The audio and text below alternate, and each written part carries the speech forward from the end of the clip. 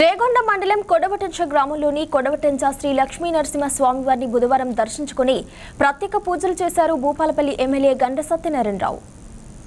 కోటంచకు వచ్చిన ఎమ్మెల్యే గండ్ర సత్యనారాయణరావుకు ఆలయ అర్చకులు, అధికారులు, నాయకులు మంగళ వాయిద్యాలతో ఘన స్వాగతం పలికారు. అనంతరం నూతన ఆలయ చైర్మన్ గా ముల్కనూరి భిక్షపతితో పాటు కమిటీ సభ్యులతో ఎమ్మెల్యే ప్రమాణ స్వీకారం చేయించారు. దేవాలయ వేడుకల మందిరంలో 2024 జాతర బ్రహ్మోత్సవాల సక్సెస్ కొరకు వివిధ శాఖల అధికారులతో నిర్వహించిన సమావేశంలో పాల్గొని పలు అంశాలపై చర్చించారు. సమావేశం అనంతరం బ్రహ్మోత్సవాల గోడపత్రికను అధికారులతో కలిసి ఎమ్మెల్యే ఆవిష్కరించారు. ఈ కార్యక్రమంలో ఎంపీపీ పున్నం లక్ష్మీరవి, జిల్లా అధికారులు, మండల అధికారులు తదితరులు పాల్గొన్నారు.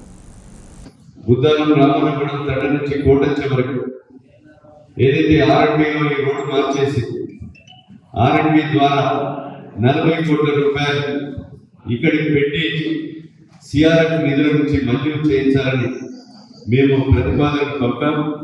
ఒకవేళ అది మంజూరైతే ఆ డబుల్ రోడ్డు బాగితపేట ఆర్చ్ నుంచి మన కోటంచ వరకు డబుల్ రోడ్డు నిర్మాణం కూడా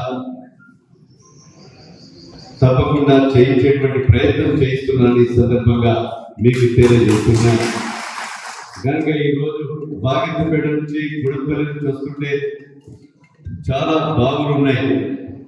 ఈరోజు బావులు ఇవన్నీ కూడా ఉండి మనకి ఇబ్బందులు ఏర్పడుతుంది.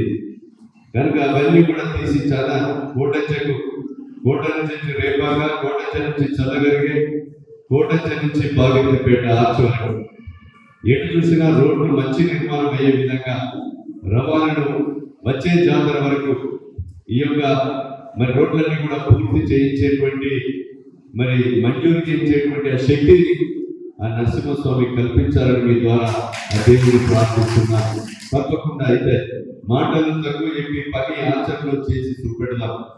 కనుక ముఖ్యమంత్రి గారు ఏదైతే దేవస్థానం ముందు ఆ రోజు మాట్లాడినటువంటి మాటల క్లిప్పులను కూడా ముఖ్యమంత్రి గారికి వినిపించి ఇక్కడ తప్పకుండా మీరు మంజూరు ఇవ్వాలని చెప్తే వారు సానుకూలంగా స్పందించడం జరిగింది. నేను చెప్పినటువంటి విషయాలు వచ్చే జాతర వరకు పాలన అన్నీ కూడా ఇక్కడ మొత్తము మంజూరు చేయించి చుట్టూ కాంపౌండ్ వాళ్ళు కానీ దీని వాతావరణమే మార్చే విధంగా చేయించాలని మేము